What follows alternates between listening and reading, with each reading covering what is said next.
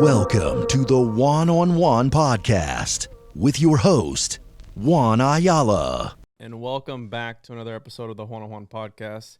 I'm your host as always. Make sure to follow me on social media at the Juan on Juan podcast everywhere, and make sure to follow the Patreon, patreon.com/the Juan on Juan podcast. And today we have Mira Taylor with us from Moon and Rune. What's up, Mira? How you doing?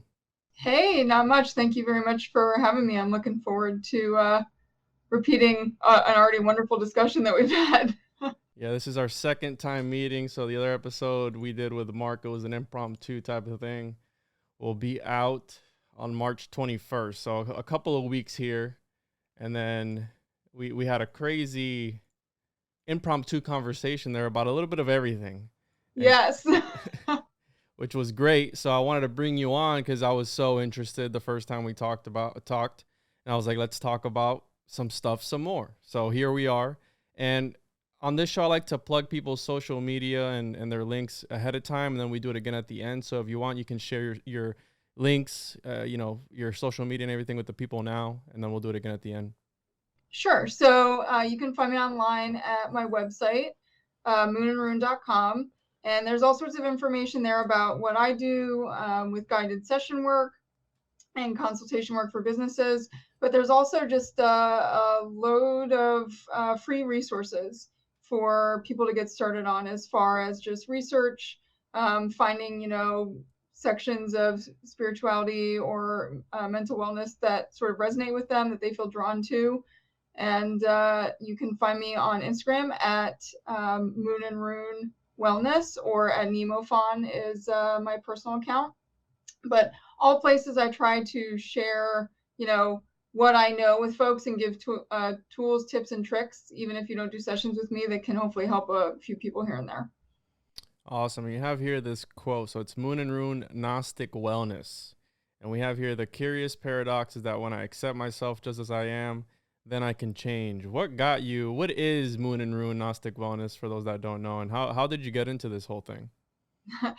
So realistically, it's me. It's the extension of me. It's, my business is my baby. I've had it for coming up on, actually, April 1st will be 1 year for me. But thank you.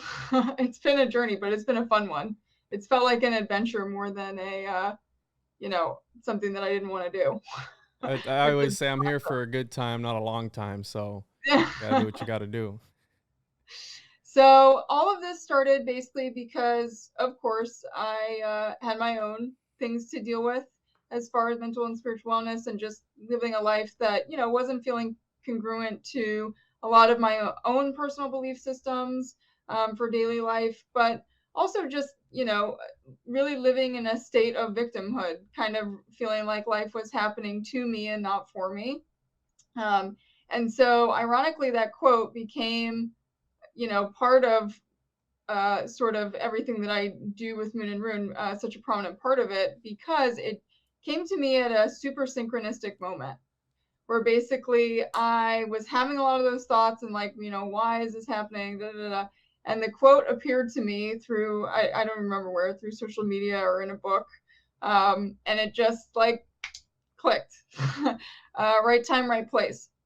So ever since then, I decided to figure out what felt like my purpose, take conscious responsibility for, a lot of the environments that were around me that were just realistically projections of how I felt about myself internally, and sort of, taking that whole inward journey and realizing that everything we're seeking out here is, we're looking in the wrong direction. Everything we need is inside of us.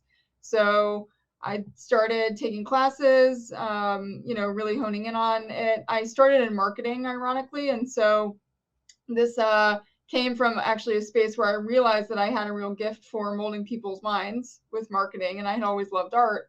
But the thing with marketing was that it always felt like I was manipulating people, and sort of using my gift in a way that didn't feel good to me, or that didn't feel, congruent with, my personal belief systems about things. And so I decided to really think about, own that gift, the reality of what it is, and then ask myself, okay, how can I use this in a way that feels good to me and that helps others? And so Moon and Rune Wellness was born. Yeah, and you mentioned purpose and manipulation, and I did a podcast with Owen Hunt the other day, and we were talking about purpose, right? About finding the one thing. That's, we're sold this American dream that it's just materialistic, just more, more, more. We need to buy more, consume, consume. Right. What would you define for yourself as purpose? What is that even a real thing? Is that even attainable at any point in time if you truly would be to break it down into something? Do you think that's attainable at all? 1,000%. It's the purpose of the individual. So are you speaking more to individual purpose, like attaining a sense of individual purpose, or to yeah, like okay. for like to make, right? Because we always talk about it. Like, what's my purpose? What am I supposed to do in this life? What am I here for? That's a question that everybody asks themselves. The first thing they ask us when we're small kids, it's, what do you want to be when you grow up? Right. So think about how many kids say astronaut or president, Mm-hmm. and then listen to a bunch of voices outside of them that tell them how hard that's going to be, and then they stop trying to do it. So that's what I would say about purpose, is that purpose is the thing that really, we all know what that fight or flight feeling is, where it feels like our heart is constricting. Purpose is that thing that when you resonate with it, makes your heart feel like it's expanding.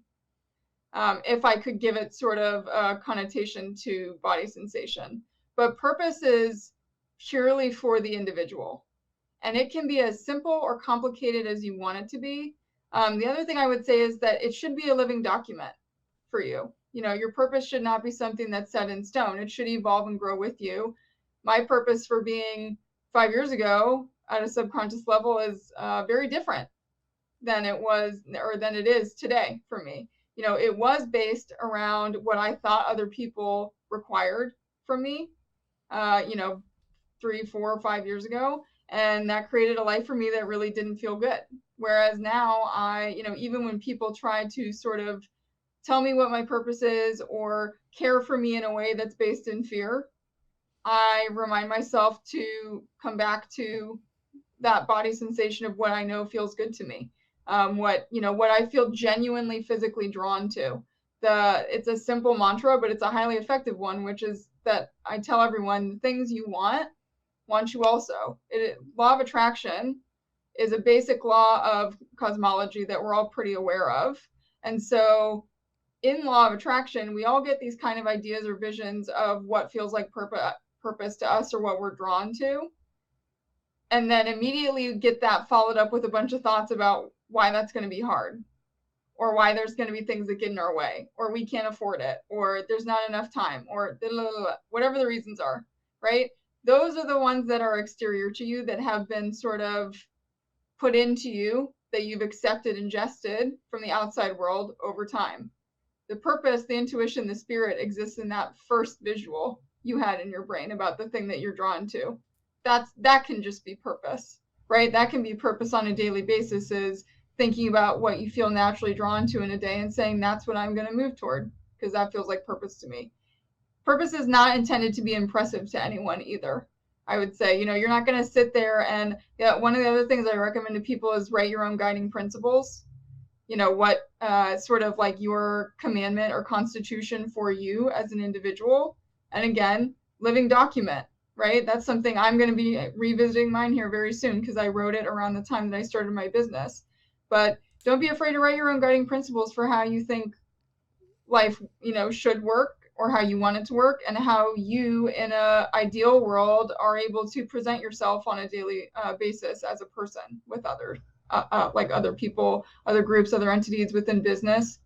And be mindful of the spaces that make you feel like, your purpose doesn't deserve a voice, or that it's unimportant too. Any space that makes you feel like you have to shrink to fit it is not meant for you. The spaces you're intended to be in are always going to feel like there's extra room for you to grow and expand in, that help you continue to think about what your purpose is. Yeah. And it's funny you mentioned right when you first started how you wrote these things down and it's changed. The other day I've been doing podcasting for 2 years and change now. And I listened to the first ever episode that I did and first interview that I did.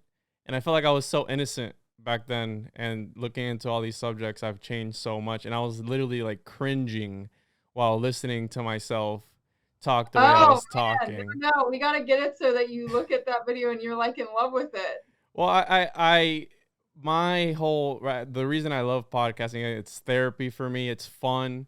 And perhaps it is my purpose, right? I keep coming back to The Alchemist, where we use words as podcasters to change ideas in people's heads. And you know that with language, right, it's a very powerful thing. The arts are a very powerful thing. And that's what I'm passionate about, these type of subjects, and learning to look deeper within, because, right, the microcosm and macrocosm, when you understand the micro, you'll understand the bigger picture. And that's what has been misconstrued all throughout history because of either the archons at work, the reptilians, whatever you want to call them, right? These dark forces at work. And you got a reptilian cortex in your brain. Yeah, we all do. Yeah. I was actually talking to somebody about that. Don't make an enemy of yourself. And it's funny you mentioned that. You said about doubts, right? Doubting yourself all the time and putting these barriers in front. And I coming into this episode, I was thinking all day today, in the past week, and since we set it up, I do that a lot. I do that in my work, and I don't think I do it intentionally. I'm more of an analytical person, where I see everything. So is because of me talking about it beforehand, is that necessarily a bad thing? Like, oh no, we might run into this, and this, and this. I've said it. I've put it out there. Now, will it manifest? And I think I've manifested quite a few things. Like the other day, I had a client hit me up, and it was a nightmare. And I was like, well, we might run into this, and this. And exactly what I said happened. And I don't know if it's me just overthinking it, or if it's actual thing where when you say it, if I would have just said, okay, we'll get to work on it. But since I like to be as transparent as I can be with people, I said, hey, these are some of the issues we might run into given the circumstances. This is what might happen. And it just so happened, I don't know if it's my experience, perhaps, in my field, but it ended up being exactly what I had said was going to happen, unfortunately. And so guess what? You're learning a new language. Allow yourself to be a child with it. Seriously, this is the mistake that everyone makes. They take it really seriously. You're learning how this and this out here and in here communicate, and how they present themselves through what you do with this, what you project through your mouth, and then what comes into your field of reality. But be willing to let yourself be a child with it, right? Like I had a day where I got mad about the litter that was in my neighborhood, and then thought about and wrote down that I was gonna plan on getting lo mein or whatever for dinner. And I went on a walk, and guess what ended up being in front of my house? Romaine wrapper? Yeah, litter. That was romaine noodles or whatever, whatever I had thought about. And I just remember like laughing so hard at it. Because I'm like, okay, well, thank you for the information. This is teaching me that if I spend time, extended periods of time on my mind about a thing that makes me angry, right? Well, this is a communication device that's pretty devoid of this dualistic mindset we have about whether information is good or bad. It just receives or understands, perceives, observes information through us, through our imagination, through that inner vision. And thinks, okay, you showed me, great. Asking you shall receive, right? So it's more so to be mindful about where you let this wander off to, right? You don't want it wandering down dark alleys that have uncouth individuals for you to meet, right? You want to be pretty intentional about where you're taking it, but also be willing to hold a space for, like, you know, one, laughing at yourself about it as you figure out some of the silly feebles and like fobbles of dealing with it, like lo mein litter. But you know, know that that's what you're doing, that you're starting to become aware of and exist in this rapport between you and creation that has always existed, but now you're at a state of awareness where you can actually perceive it, which means now you can learn how to utilize it more properly. But you're not going to be perfect at it. Everyone's got to be willing to be a fool to be a master first. And so make space for yourself with that as well. There's this very interesting human paradox that we seem to have created, which is that the self loves to learn and the ego hates feeling like it doesn't know things. Yes, absolutely. So this is why self needs to master and integrate the ego so that we can get back to a place where we can actually have fun and enjoy the learning process, enjoy the state of wonder and mystery that comes with it, and like, what does this button do, you know, mentality, and just have fun with it. I think that, you know, the more I come along this journey, the more I start to see that it can be taken, you know, very seriously. And interestingly enough, like when I communicate about existing in observer effect, I'll get really intentional about putting myself in observer mode, like even before walks or very intentionally before you know, certain experiences. And it's interesting how different the self, the observer, consumes information versus how the ego perceives itself in the environment. And the ego tends to be something that also wants to immediately put things in one of two buckets: good, bad, right, wrong, yes, no, right? I mean, it's sort of funny that we're making these binary computational language systems when that's what we're doing all the time. We've got these like two preconceived buckets and there's no other options. So if you're someone who notices you do that a lot, where information is becoming something that you're always automatically trying to bucket in good or bad, allow yourself to just observe it sometimes and ask yourself if the just those two buckets is helping you grow and evolve, or if it's making you you know, look at your reflection in creation and call it bad on a daily basis. Yeah, because that happens for a lot of us. The observer effect, right, where I don't even know what to call it. Matter acts a certain way depending on how you look. Intention, right? That makes a lot of sense. Where if you observe it from a certain point of view, how you perceive it, it might act a certain type of way, right? And it's crazy that all these things exist because it's magical, right? I have no other word to describe it. And you're talking about synchronicities, right? Where there are these magical moments where we feel connected to something that we don't know what it is, but it's there. And how you said, a lot of the times I'll have deja vu or something, I'll have like a synchronicity, and it feels, again, magical because it's almost sort of supernatural in a way where you either manifested it or saw it ahead of time. And I think that's where all these conspiracies come in, if you will, about how I think I keep saying the world back then was like Harry Potter. I think that language was, if you look at Welsh mythology, how epic and how great with all the dragons and sorcery. I think they are putting these movies out, these symbols, and you said that you were in marketing, right? These symbols that these companies put out and certain colors that they put in there, certain placements of things. It's all sacred geometry. It all traces back to Plato and even before him, where he talked about how the arts affected people on a deeper level. And we see this with music, we see this with movies, we see this with everything. And yeah, it's very, that's where quantum physics and all these other obscure sciences come in that only a certain people understand, right? That they oh, well, this is this. Well, that's just them trying to comprehend something that they don't even know about, that they have no clue what's happening. So they just put a title on it, how we always do. Again, back to language. We put a title on it and we give it some sort of intrinsic value. And hey, this is how it is because of X, Y, and Z. And it makes zero sense whatsoever. And I do believe we live in some sort of sci-fi world, whatever. It may be a real life episode of Black Mirror. And I wanted to ask you, because the Gnostics are it's a subject that I'm very passionate about, and it's something that got me into this whole podcasting and conspiracy world. You have the Nag Hammadi Library, the Dead Sea Scrolls. Why is it Gnostic wellness? Does it connected with how the Gnostics talked about this divineness within us, and then we're able to become Yes, gods in a sense? definitely.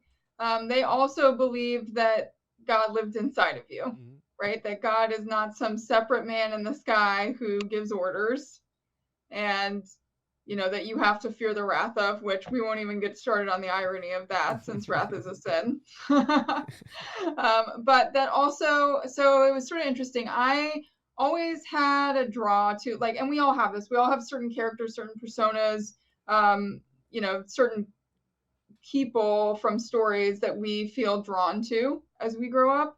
And I had this sort of paradoxical relationship with the fact that I was constantly drawn to and interested in Mary Magdalene, Mm-hmm. but that every time I came to research information from a place that was more, commonplace, Scholarly, if you will, right?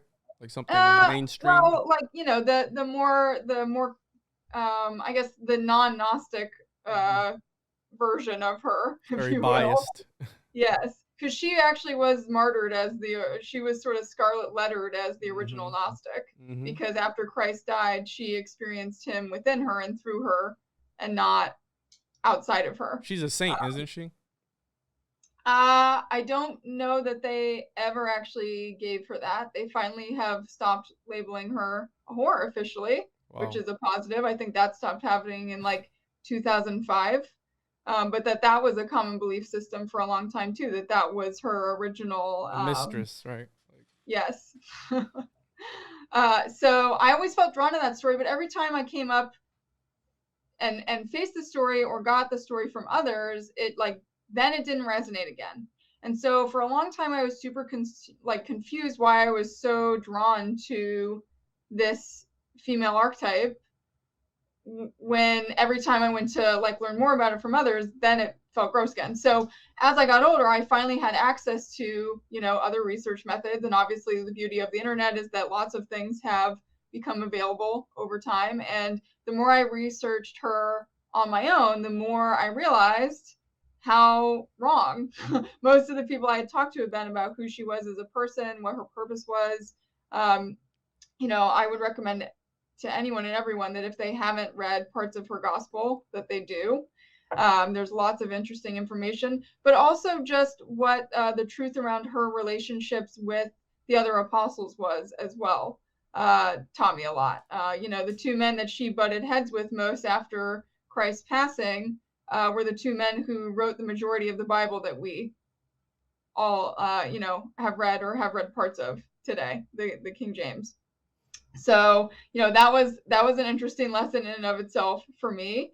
And then I just started studying Gnosticism more as a whole, and, understanding that they don't believe in sin in the same way that Christians and Catholics do, that they don't believe that we're put on this earth here to suffer. They believe that we're put on this earth here to find that inner light, to find that divinity within you and become a co-creator within the process of 3D reality. And that, that each person is individual to that creation as a whole, one eternal thing that's constantly perceiving itself through everything, is not interested in perceiving the same moment twice if it doesn't need to. There is nothing to be learned from that. And so the replication of belief system in individuals, in individual co-creators of the universe, is going to cause a lot of replication that is not of necessity or helpful necessarily to the learning process of creation. And so this was kind of where the break happened between Orthodox and Gnosticism, and why the Orthodox survived more, because it just so happens that the more controlling your system was as a spirituality back in the day, the better chances of survival the people involved in it had. So a lot of these belief systems that got everyone to believe in the same thing, well, it worked well for them because it, for whatever reason during that time frame, it helped people survive better as a society. So a lot of things like Gnosticism and similar belief systems, because there have been quite a few other non-Orthodox Christianities that sort of came and went, you know, same reason basically, which was the belief was that your relationship with creator, creation through you as you is individual to you and not something that you can be told about by another person, that you can learn from other parts of self, you know, through self and observing self in others, but that it's never intended to be something where there's someone who's considered spiritually above you and is here to tell you what God thinks. Yeah, and it brings me to this quote, right? Robert Frost, I took the path less traveled. Again, hinting at that. This soul, if you will, this thing, this whatever it is, this gaseous material that I've heard it called before, that's in the frontal sinus, looking back at Manly P. Hall's work. And, right, it's not going to do the same thing over, because like you said, if you've already gone down that road, why would you go back there again? And then comfort. But then you have deja vu. What do you think Right. deja vu is? Do you think it is like an echo in space and time where, you know, paths intersect and maybe, you know, you see in all these movies, oh, I did this instead of that and that happened. What do you think deja vu is? So I think deja vu is an awareness of what is happening for all of us all the time. It's just a state of awareness of that synchronicity that's constant for all of us. You know, the thing that's beautiful about it is two people can be in a room and look at the same object and both have a, you know, Archimedes or Eureka aha moment about that object in completely different ways. Like, that's the beauty of this. There's so many people who look at creation and kind of figure out that it is technically an illusion. Well, most illusionists, most magicians do that because they like helping people enjoy a state of a sense of wonder. Euphoria, right? Yeah, like an enjoyment for the mystery, to, you know, to be like, wow, how did they do that? Not because they want to trick you, right? So a lot of people get into this and they start thinking about quantum mechanics and they start understanding, you know, what this really is, and they go and they do the whole, it's the Matrix crap, let's get out. No, it was made out of love, I promise, right? Things got a little off track for a while, I think, because we forgot that that's how it works. That we forgot how to love ourselves, that divinity inside of us. We were constantly seeking for something exterior. You know, one of the biggest things with that, you know, man in the sky, separate God complex is the whole concept of pleasing your father, which, you know, we won't even get into the psychology realm of that and how many people end up talking to a psychologist because of that relationship. Yeah. It doesn't work, you know, in a spiritual context either. So I think that convergences in time happen all the time. I think that we get to a place where sometimes the pattern is so repetitive, you can't help but see it and go, holy crap, this is, you know, this really is Groundhog's Day. But that you're having that state of awareness to transcend it, to do something different with it, to remember, right? And so the convergence is actually good and necessary to this process.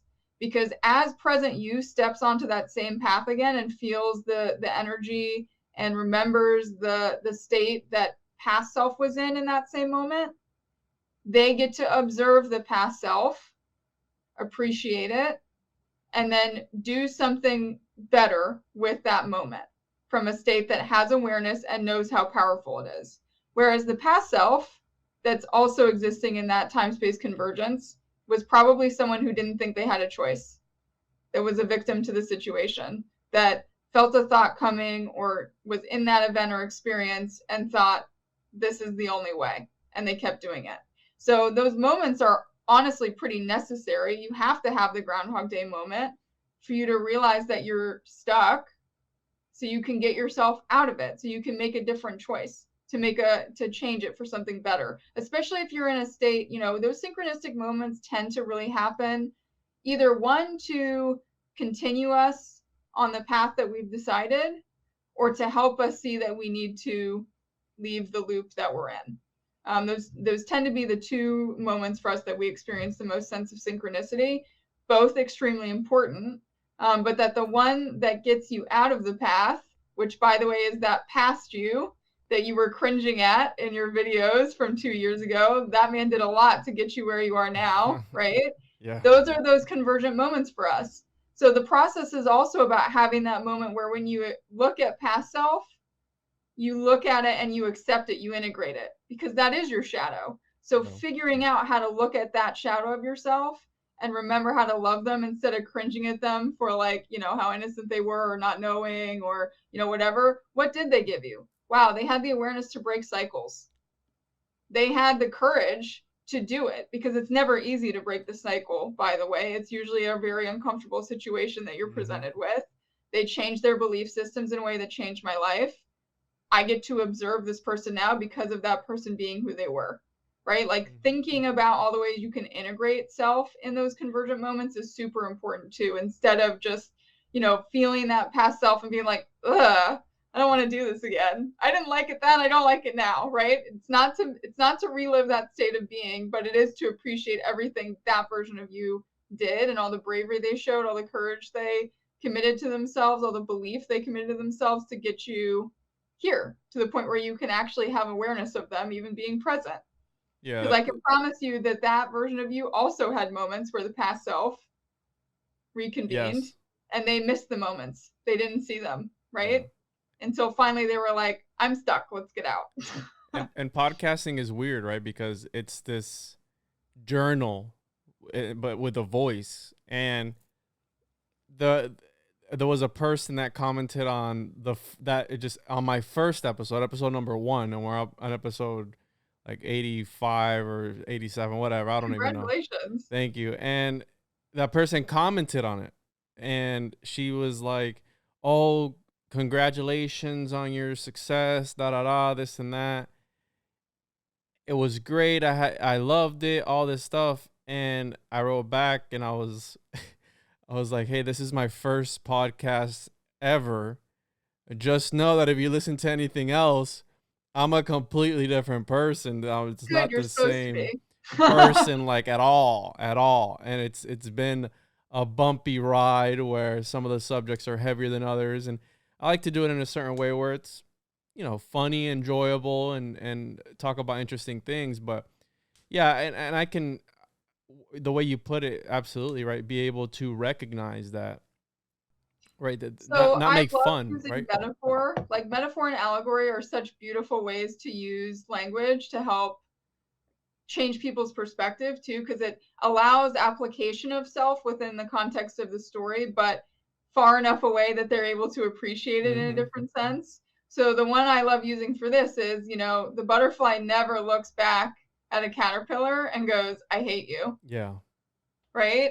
You know, I'm pretty sure the butterfly still would like to be able to stay a butterfly and keep its wings and be able to fly, right? Like it's not looking at the caterpillar like, damn, I wish I had to crawl everywhere again. Like that was you. That was you were the caterpillar before you became the butterfly. So it's it wouldn't make any sense to make fun of it. Here's another reason that metaphor is so awesome, is that and not everyone knows this, but caterpillars actually become literally DNA soup.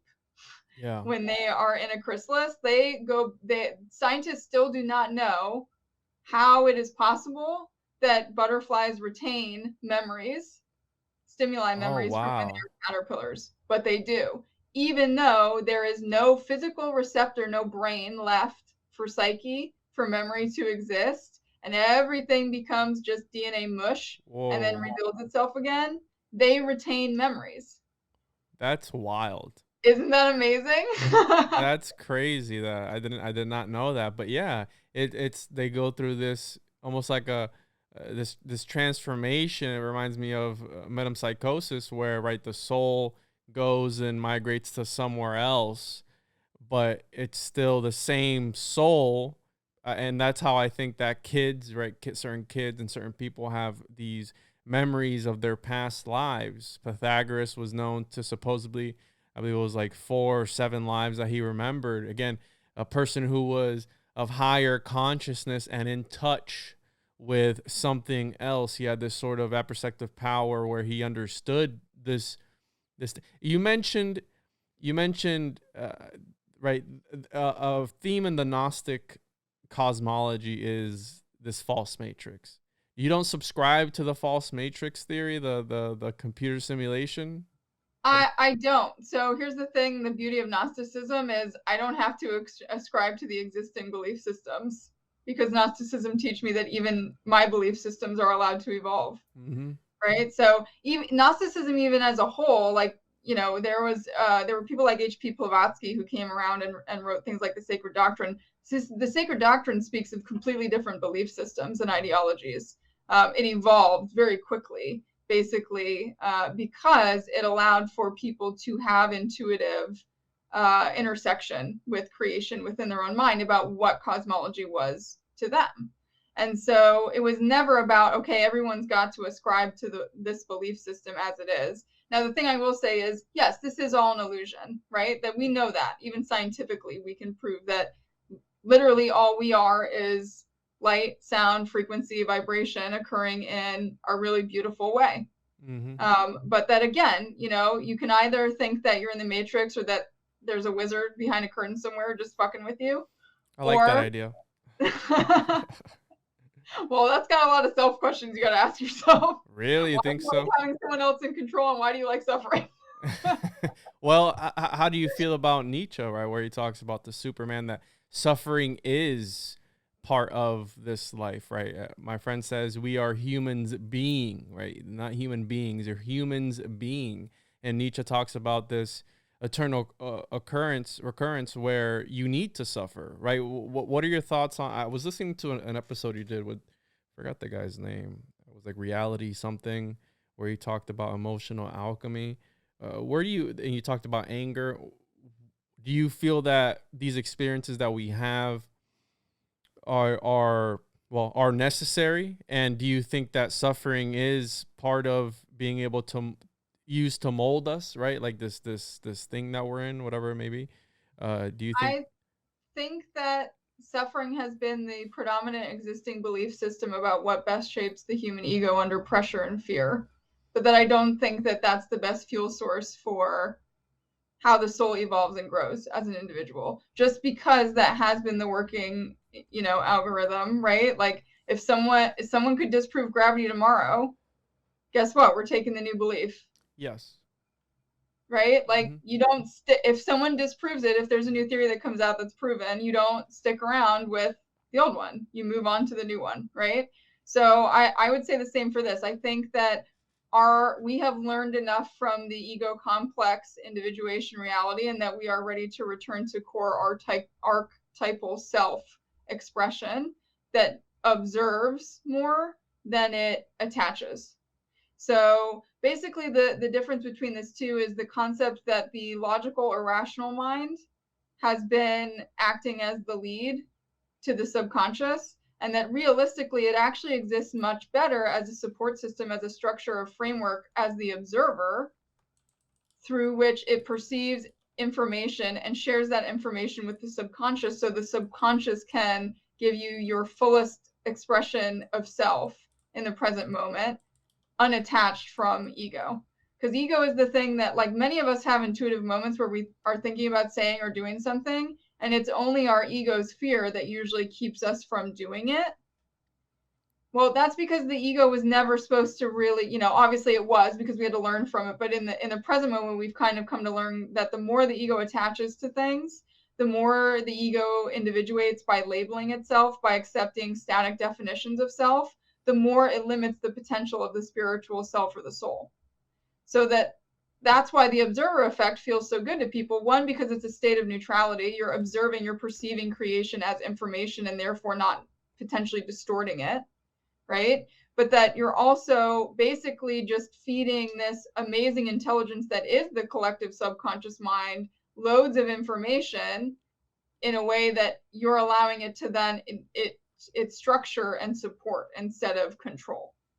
When you sit and observe, or using the logical and rational mind as a support system to the intuitive process, to the gut instinct, to, you know, expression in the moment, is what actually helps us get to a place of like more total wellness, or what, you know, that is technically what nirvana is, right? Or enlightenment is existing in this space where you observe. Observance really is a state of unconditional love because nothing's getting put in a bucket, good or bad, right? It just is. It is just information. It's just this rapport, this conversation for learning that you're having with creation as a projection, reflection of internal self. So even if you see something not so kind happening, guess what? Information. How can I take conscious responsibility for how this is a reflection of something I did to myself in my own mind in the recent past or today, or, you know, and learning how to ask yourself the right questions too, to connect those moments to the root of origin within your own mind is super helpful also. Like even as you're experiencing synchronicity, learning how to ask yourself the right questions to even attach symbology yourself, right? Like, you know, you can be told what something like a school bus is supposed to symbolize to you. And if that symbolism doesn't work for you, if it makes you feel something negative every time you see a school bus, you have the conscious responsibility to change what that thing in reality means to you as an individual. But you have to be mindful and intentional about it. And you have to have enough awareness to notice those subconscious correlations between the symbol and what it does up here. Mm-hmm. That's the dialogue that people don't pay attention to, that runs like a reel all day long in their minds, right? Like the example I'll give for a lot of people is if you see a car that an ex used to drive, how many of us think of that ex and then have a 5-minute imaginative sequence to the past of all the things we didn't like about that? Or if they were driving it. Oh, imagine, is that them? And you look. You always look. You're right. So right.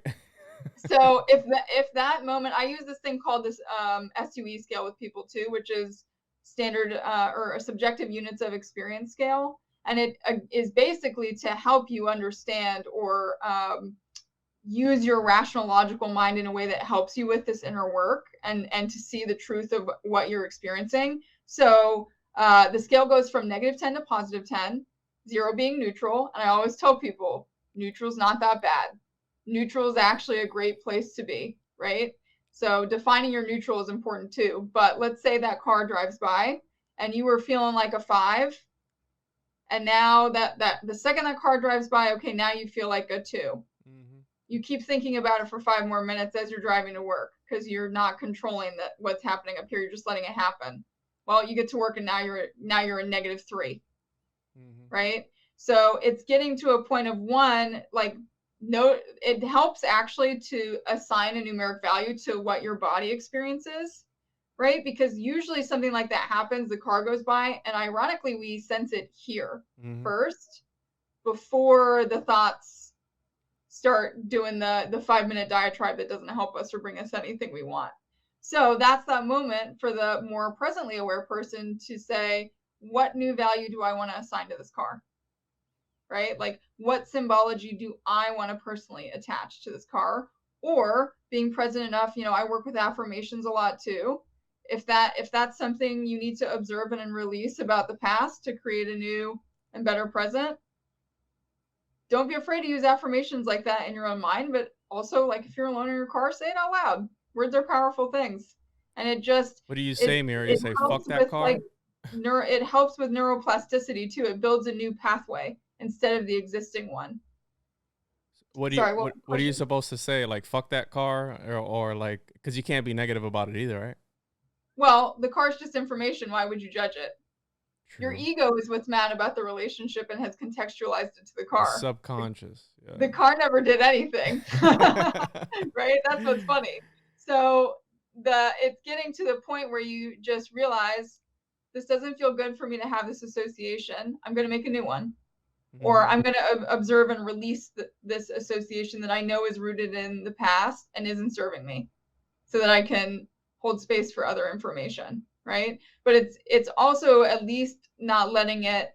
Part of the reason the affirmations are so helpful is that it also keeps you from letting that thought track go for another 5, 10, 15 minutes, where you're like putting yourself back in a past version of yourself that didn't feel very good either. That's why you left the relationship, right?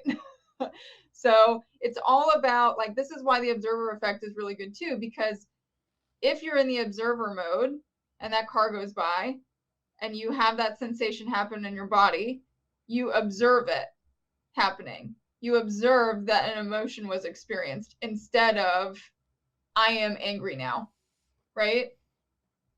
I observe anger inside of me in correlation to this event. That's the difference too, is instead of assigning direct value to an emotion that occurs in the moment, which can be a moment-to-moment thing for most of us, but when we attach really heavily to a specific emotion because of things that have happened, in our experience, that doesn't tend to serve us, or we tend to really hyper focus on the things that don't feel good for whatever reason. So getting aware enough about that too, that if most of the things that your mind tends to gravitate to and grab onto during the day make your SUE scale go the whole time, then that's not helpful. But the opposite is true for the SUE scale too, which is that you can also use it to assign logical, irrational evaluation and understanding of things that make your scale go up. So let's say, we'll use the car situation again, but a car drives by that reminds you of your best friend from high school that you haven't talked to in a while. And that has nothing but positive memories for you, right? You feel the scale go up.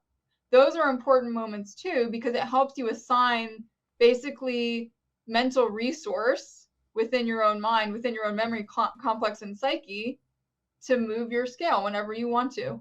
So let's say you go to work and you have a moment that makes your scale go down. Well, you've also been assigning values to things that make your scale go up, and you can be really intentional about maybe doing one or two of those things to bring yourself back to a place that feels better. But it's all about building that sense of observer awareness of how your ego interacts with the environment versus attaching self to ego. And I'm sure that's very hard for a lot of people to do, right? Because of, again, this conditioning in society that we've been succumbed to, this indoctrination. And you mentioned earlier finding that middle path and not letting your mind wander into certain places. And I haven't done it in a while, but one of my forms of meditation is sensory deprivation. Sensory deprivation tanks, where I find it so hard when I'm in there to focus and stay neutral and be in the moment, because as soon as I get in there, I have no stimulus from anywhere for 2 hours, and my mind is just constantly, did I answer that email? Did I make that phone call? And another thing that I do while I'm in there, I'll start thinking about, oh, what if there was an alligator in here with me? And obviously, it's just your mind in there, so manifestation is that much stronger. So I started to get anxiety of thinking, oh, wow, it's so dark in here. If there was an alligator in here, that would be wild. And then I start thinking about, oh, alligators, what about a snake? Or like all these things that start rolling through my head instead of just being in that present moment, just being there, instead of letting, again, that my mind wander into different places, right? And that's so hard. Our mind is trained to think that it has to constantly be doing something. Yeah. So this is the other thing about the ego too, is that it thinks it has to do something about everything, that's its job. Which, to play into the whole concept of puppetry, right? If the ego is the part of you that loves attaching itself to loads of things, guess what? It has lots of strings. So those are things that can be pulled and tugged on from an emotional perspective. This is why the observer effect is so helpful, is to help you find the strings that are making you think thoughts or do things that don't feel congruent to you as a person, as true self, so that you can cut them. Right? So that you can find, either find a new attachment that works better for you, that's for your positive benefit, or not have the attachment at all. Mm-hmm. But that, this really is just about people actually paying attention to what's going on in their head. Most people don't, no. Right? Until like a space like that, which by the way, good for you. That's like meditation boot camp. Mm-hmm. For most people, it really is just getting to a place of appreciating, even just sitting down and being present with what's in front of them. Most people aren't even present enough to like really fully immerse or experience their environment that's right in front of their face. So one of the visualizations that I tell people that they can really utilize when they start to meditate, and by the way, don't go right into thinking that you are going to know how to not think. You're going to feel like you suck at meditation. So I always recommend to people when they start having a practice of intentional visualization. Mm-hmm. set a purpose for something you are going to visualize or do in your imagination, in your mind, even if it's for 5 minutes. What you're training is self-control within the mind, how to utilize the imagination intelligently. And it will help you get to a place where at some point it's going to be really easy to not think thoughts, because you're not going to be worried about what's going on up here. You're building all sorts of new pathways where it understands that it actually has a captain to the ship. It's not going to like have to steer itself anymore on autopilot, but that you have to be willing to kind of get present with that and give yourself time to learn how to not think. Get comfortable with it. Right? So like super easy visualization starter for everyone with meditation is sit in the room that you're in, take a 360 view, try to take it all in. And then when you meditate, you're going to try and recreate the room as someone that's looking down into it. See yourself in it, see the room, put all the things in it. Then once you feel like you've totally built the room, zoom out a little bit. How much can you re-architect from around that? If you feel like you can really do that, okay, zoom out a little bit more. Like keep doing it until you get to a place where you're like, you know what, I'm starting to create in spaces or observe spaces that feel outside of the context of what I think I know or remember. But allow yourself to learn how to master thought first before you try to master not thought, basically. Is the advice that I would give to everyone. I did that. I spent 5 minutes in it with someone who, you know, probably could have given me better advice, but that basically I was like, I can't not think, and I feel I'm more anxious now, and you know. So don't do that, but also give yourself some patience with it. Again, everyone's got to be willing to be a fool to be a master. So you're not going to be amazing at meditation, but also I don't think there's any, you know, there's no right, wrong, good, bad way to meditate. The whole point is just that you're starting to look inside of yourself and see what the heck's going on in there. It's a state of mind. It's a different state of consciousness. And the other day I prayed for the first time in years, and it just makes me think of all those times I'm trying to be in that moment of just affirmations or meditation, right? Prayers, meditation. And all those times when I used to pray on the regular where I would fall asleep while praying, and then I'd wake up in the morning and go, did I say amen? I don't even remember finishing the prayer, and I just fell asleep because, again, your mind starts to wander and you just completely forget. And that's hard for me because of my high stress and my work and all this stuff, and that's something I'm learning to manage.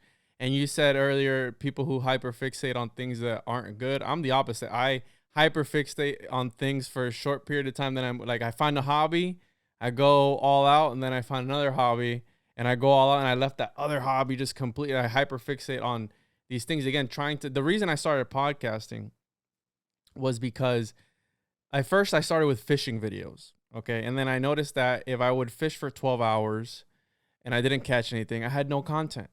So then obviously listening to shows like Sam Tripoli's Tinfoil Hat and Joe Rogan, right? All these bigger podcasts. I was like, if I'm having a conversation with you now, this is the whole time we're engaged. There's something the whole time. So I said, let me start podcasting instead. And on top of that, I can look for, you know, interesting topics, learn at the same time, have interesting conversations with people like you who know about different things out of my realm of expertise that I didn't know about. And that's more concrete than going out because another aspect of life is, right, I would record these fishing things and how you're saying people who live in the now. A lot of people are living behind a screen. Like, how many people don't you see that go to a certain place? You know, let's say that they go to Egypt or something, and they're just behind their screen taking pictures and recording the whole time, instead of being in the present moment of, you know, let me look with my eyes. This is all the cameras that I need. But again, I think that's society and life, right, that conditions people to act a certain way and do certain things. Like, oh, I need this to remember it. You know, I got to take this picture to remember that I was here. It's like, well, you know that you were there. But because you have this scrying mirror in your pocket, the whole, you know, at all times, the supercomputer, you feel the need to take it out. And even now, like, you see people, they're zombies. They're just, I find it like one of the things that I couldn't really wrap my mind around was, for example, talking about different philosophies and different ideas and understanding and accepting, right, and perceiving things. The Stoics, Stoicism, for the longest time I would talk about it, and I couldn't wrap my mind around it. Where how is something so simple yet so effective? And how we tend to overcomplicate things. Like we think, oh, Stoicism, it must be this crazy religion that they just whatever, right? No, it's so simple. It's just pretty devoid of ego. Yes. And they learned, right? They would meditate, right? Marcus Aurelius meditations, they would meditate and journal all these things down.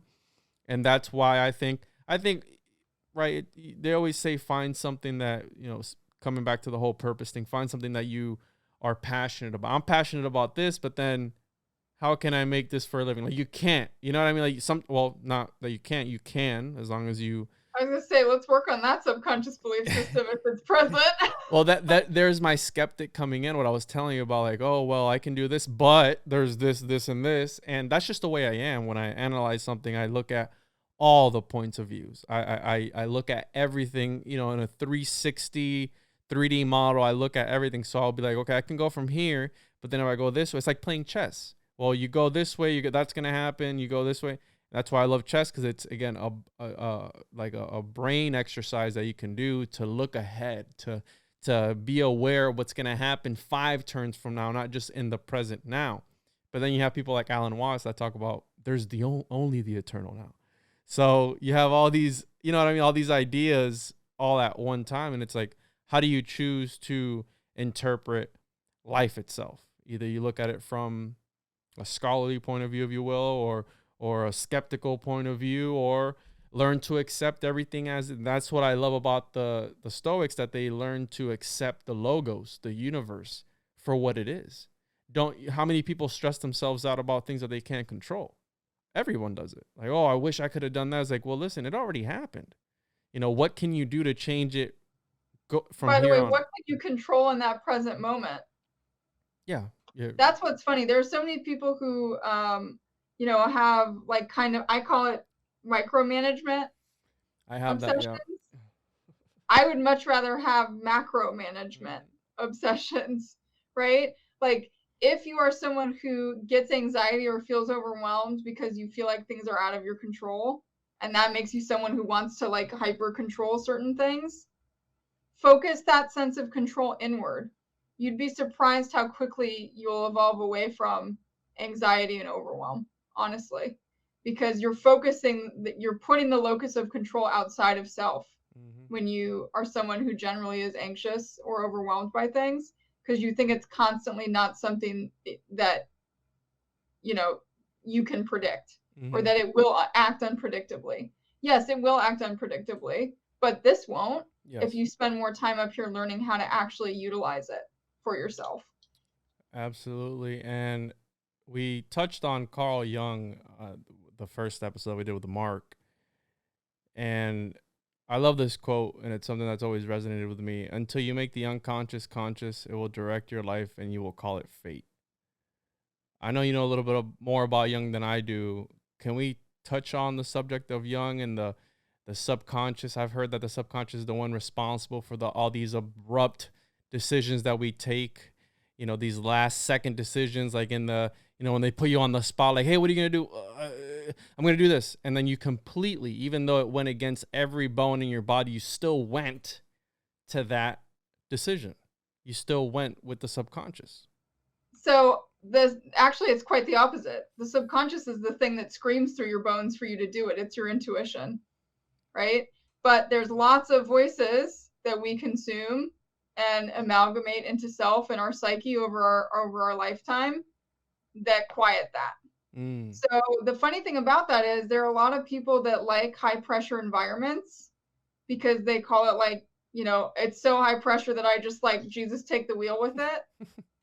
Yeah, that's your spirit expressing through you. That is your truest self. That's your most intuitive, subconscious, correlated self that doesn't have time for the ego's like application of problems in that moment. Not time for its bullshit.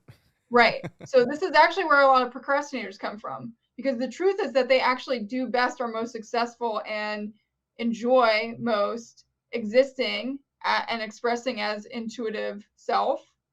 But that until the pressure is applied with something like a timeline, they have way too much time to let the ego kind of... You keep talking about me, Mira. Why do you keep talking about me? Yammer on. You keep bringing up all these things that I do. I'm actually talking about all of the things that are not necessarily you, is the trick with this too, right? Like all of those voices that come in after the fact that try to complicate things, there's a choice point there. Mm-hmm. Is that really your truest voice, or is that a voice you've consumed from another, or from a system, or from a environment over a long period of time? That's actually something I try to get people to do, is like listen to some of those voices that occur, the thought patterns that occur, and assign, if it is limiting you, especially, think to yourself or ask yourself, again, you'd be surprised what the subconscious has to offer you. Where did this voice, this thought pattern originate from? When you figure it out, like sometimes it's a parent, sometimes it was a teacher or a coach, someone from, a faith environment, and you realize, wow, this is not my voice. This is this person's voice, yes. And I have allowed it to exist. So one of the exercises that can be helpful is actually starting to, if you have the ability to remember that person's voice, sort of experiencing those thoughts in a voice that isn't your own, so you can own that it's not you, right? The more you own that it's not you, it becomes something like, thank you for the advice thing that I allowed to, amalgamate into my psyche over an extended period of time. Yeah. But that the more you sort of compartmentalize them and start to realize which ones are actually you and which ones are the ones that you've allowed to hold space in you over time, it also gets to be a point of, you can choose to start having affirmations around that particular thought pattern or the persona that put it there, that I observe and release this thought. It's not for me anymore. I've realized it doesn't serve me, right? So if that persona, that voice, that thought pattern is living in your psyche and it's not serving you, you don't keep unwanted guests in your house either, right? Yeah. Like you're not going to keep a shitty guest in your home for an extended period of time, hopefully. Although if that's a reflection that's happening, that's not surprising for some people. But, the longer you let it stay here, the more control it has over your life. This is one of those strings, right? So realizing when one of those isn't serving you and owning that it isn't you, but that your ego has attached to it and associated itself to it, is going to help you disassociate from it and move back toward true self. The one that has the first thought, the first invigorated sense of being drawn to something, the first feeling inspired to move towards something or do something. That's the one that's the truest self, the intuitive self. Everything else that happens after that is the ego. One, usually trying to complicate things because the ego really gets off on hero syndrome, right? Like the more things we have to surmount and defeat, the happier the ego thinks it's going to be when we get to the end of that. Interesting. Whereas the self realizes like, holy shit, man, can we just take a break? yeah, can we just have peace? Like we can have fun and desired results without a bunch of bad guys and mountains to climb. You don't have to take that road. But and I'm one of those people. For a long part of my life, my ego really got off on that. Having a bad guy to take down, right? Having something to fight against. Until finally one day I realized, well, I keep putting myself in environments where I have to like Hercules my way through life. Well, that actually doesn't sound like the hero's journey. That sounds like suffering, right? It's exhausting to trial and tribulate.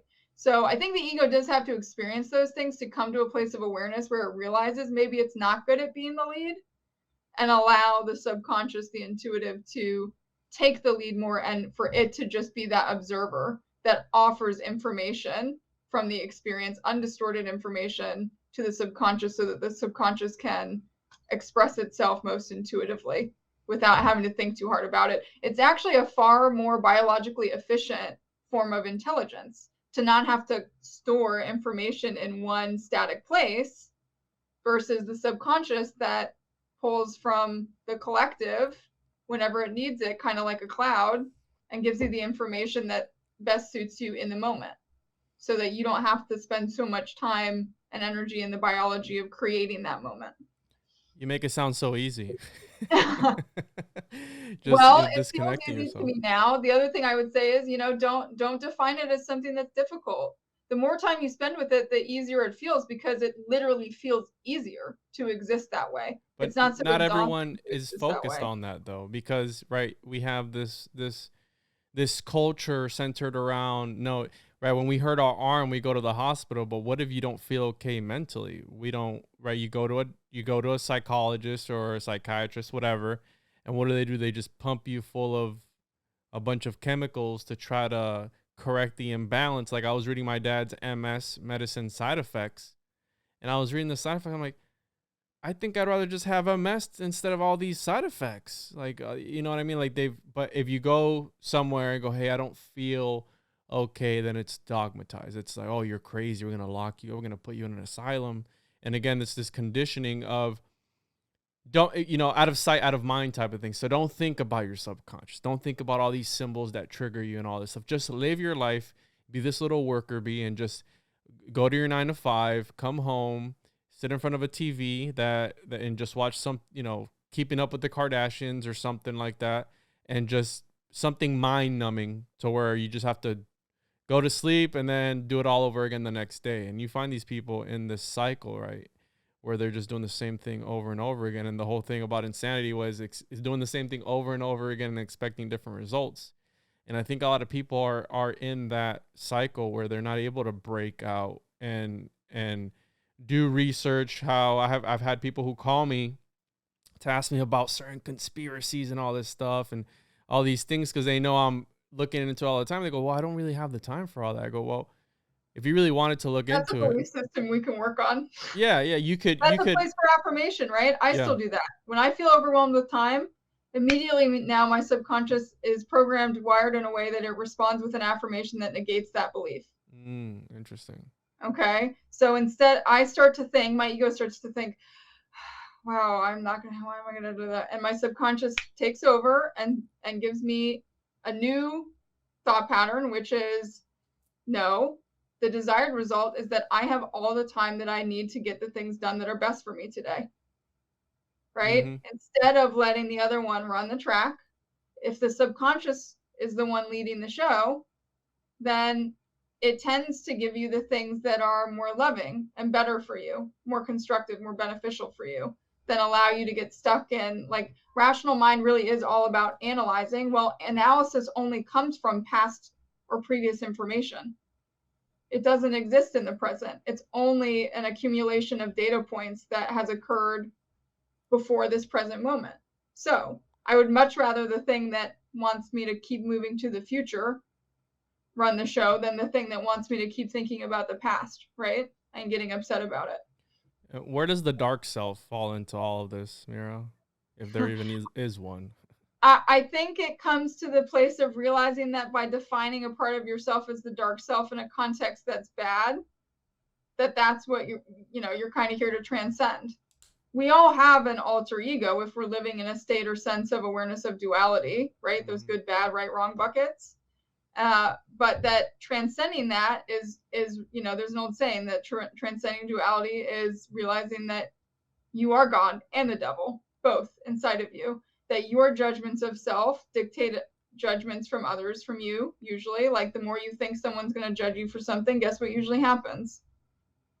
Right? So that it's getting to a place of not allowing that to become something that's repetitive, and that while being led by logical, rational mind, those are the only data points it's given. And so it assumes that that's just is how it is, right? Instead, allowing the subconscious to create new pathways for you. So it's funny, this is so in line with, I'm taking like a more in-depth class on neuroplasticity right now. And one of the really simple exercises they give to people is, it does not matter how simple or small the task is in your day, do something you've never done before for 5 to 10 minutes a day. I don't care if it's drive home a different way from work. I don't care if it's go to a different grocery store than you normally go to. It can be like the one I did yesterday was write out the alphabet with my left hand because I'm right-handed, and I'm going to keep trying that. You know, it literally does not matter how simple it is. One of the ones that they talk about too that's hugely important in neuroplasticity is social behavior. So finding a sense of space that makes you a little bit uncomfortable and accepting it as a challenge to challenge yourself to make something different of it. So if you're someone who normally walks, through your neighborhood and doesn't really say hi to your neighbors and, you have your headphones on, set a purpose or intent for the next time you go out and walk that you're going to very intentionally make eye contact and say hello to every person that you walk by. That even that has a huge impact on our neuroplasticity and can build toward us getting stronger at breaking the existing structure or the existing cycle that's making us feel stuck. Yeah, and people would probably be like, man, what the fuck's up with her? She never says hi to me, and all of a sudden she said hi to me today. I've always been, I kind of have always been more that person at a natural level. And it was just, over time, I became more and more shy around people. And that actually became something that was difficult for me. So I'm super intentional about it now, but it's fun to make a challenge of it too, right? Like we actually really love a good challenge. It makes us feel motivated, inspired, but we don't like something that feels overwhelming. So for a lot of people, it's finding that sweet spot. Like if you're looking to break out of cycles, if you're looking to make some new neural pathways in your brain, which is what neuroplasticity is all about, pick some simple things to start out with, right? Like even with the same thing with the meditation. Maybe meditate in a different place each day. Maybe have a different format of meditation you do each day. If you normally get, it can be as simple as maybe you look at buying a new type of bread this week, right? Like it doesn't matter how simple it is. The whole point is that you physically change something or you intentionally learned a new way to think about something. So intentionally learning something new every day is incredibly helpful to neuroplasticity too. Yeah, and it's funny, right? I for one, I'm a bit of a hypocrite where I talk about a lot of these things and don't follow through with myself, right? Mind over matter. We always say this, but we let the matter rule over us anyways. And hey, self-awareness is a good place to start. yeah. Like my wife, it was yesterday. She was like, I was like, hey, I'm looking for a natural body wash or something, right? I've replaced my toothpaste with charcoal, right? I got to start somewhere. We know this stuff is bad and stuff. She's like, well, you replace your charcoal toothpaste, but then you're still vaping. I go, well, I got to start somewhere. She's like, you replaced your charcoal toothpaste, but yet you're wearing, she was talking about how my earbuds inside my ear was bad. And I looked at her and I said, there's 5G waves and Wi-Fi running through our body right now. You think I'm worried about these little headphones in my ear at this time? But again, is these little, I think it's, you chip away at the bigger picture, right? With these little things that you do. Right. And that's how I come to take life. I do these little things that I'm already conscious of. But again, my procrastination, like, oh, let me look up some good, natural toothpaste with no fluoride. But then I put it off and I keep putting, too many selections. Never mind. And then I just keep using the same toothpaste until I went to the store the other day and I got some other toothpaste. And now I'm looking at to distill water, right? Like a water distiller to reverse osmosis or whatever, just healthier alternatives. I've eliminated certain problems that I know are bad for you, right? Because they say our body is our temple, so take care of it. But I'm doing it little by little, and it's just, again, it's.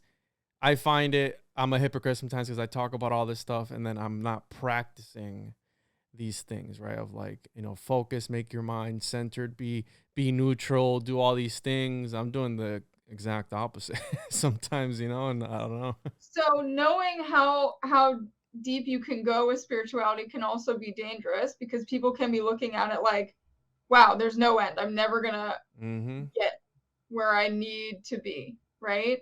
Instead of accepting it as just learning how to be present and existing. So the thing I would say for you is like, I feel like you've researched a lot about spirituality and like, enough to keep yourself from getting on the path because it's feeling overwhelming, right? So for you, I would say, one, I always talk to people about figuring out what their accomplishment mindset is. Like there are some visual metaphors. I have a post about it that helps you kind of think about what works best for you with it. But that for some people, they have to compartmentalize back down to simpler steps. Yeah. And integrate that habit, that new neural pathway, and that feels easier to them. But for some people, the whole big thing feels comfortable for them. There is no right or wrong in this. It's figuring out which one will actually allow you to get into it and do it and feel comfortable doing the work, instead of feeling like, this is the song that never ends. It's changing the mindset to, it's pretty freaking cool that we live in a universe that lets me constantly evolve in whatever direction my mind will take me. Yeah. It's a pretty fabulous thing. But yeah, if you're someone who like looks at spirituality and also feels overwhelmed just by the like modicum of information that's out there about spirituality, the thing I would say to everyone is start with self, right? Like ask yourself what you want from spirituality. Literally start the rapport with the you inside of you. Stop looking, out here. There is shit tons of information about spirituality, mental health, wellness, all of it, right? It is pretty much endless.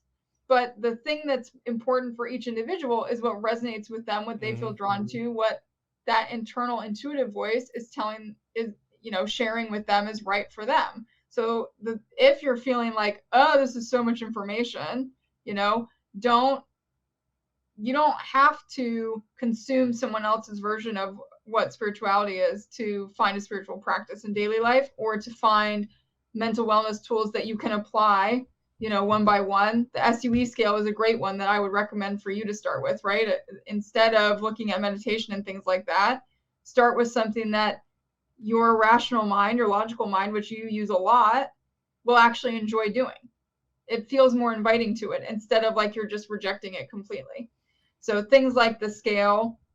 Also, percentage of experience is another really good one, that if you tend to be a more rational or analytical person, is really helpful. So let's say you've been feeling pretty good, or you've been doing work and you generally feel much better, but then a few days come along where you feel like shit. And the ego tends to get really scared and like, oh God, are we this again? I don't want to be this again. Oh man, I really, like it kind of freaks out. And instead, kind of looking at it from a place of observance and saying, how can I rationalize this in a way that helps me understand the truth of the situation, which is that I used to feel this way, the shitty way, 80 to 90% of the time. And now I'm at a place where I feel it 10 to 20% of the time. Statistically speaking, that's a huge improvement, right? That's actually how you can use the problem solving part of your brain to support the work that's being done, to get it to see the truth of what it is, instead of allowing it to be like the monkey mind problem maker that creates problems just for the sake of solving them, because that gives us affirmation, right? Like a lot of us tend to do that. That's productivity bug, there's lots of names for it, but it's why with most people, when they go to sit down and meditate, their thoughts are constantly drawing problems to them.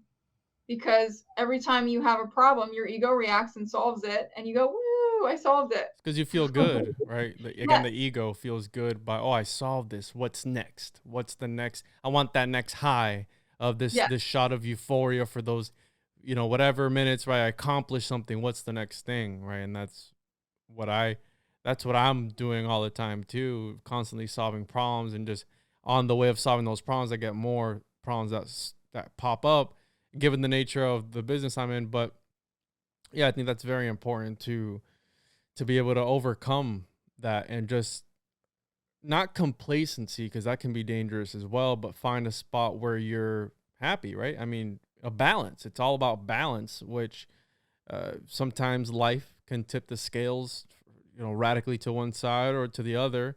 And it's a constant battle to find that balance between everything, right? Life, work, school, research, podcasting, all this stuff, where again, I can see where people would be overwhelmed with something like that. Me being one of them. I'm not saying that I'm perfect, and this episode is like a therapy session where a lot of the things that you said resonated with me, and I want to start being more conscious of and being able to be in that present moment, which is something I work on, right? When very simple stoic exercise is put your phone down when you're eating. Put your phone down, because we're always connected. We're always there. And I find myself sometimes I put my phone down, or if I take my son to the park, instead of being on my phone while he's playing, watch him play, be in the moment. Don't be stuck to that screen. And again, there's these little things that I've been doing in order to better myself, my mental health, my. By the way, those are forms of spirituality. That's ritual, right? Like so many people assign this sort of like crazy bigness, muchness to ritual and spirituality.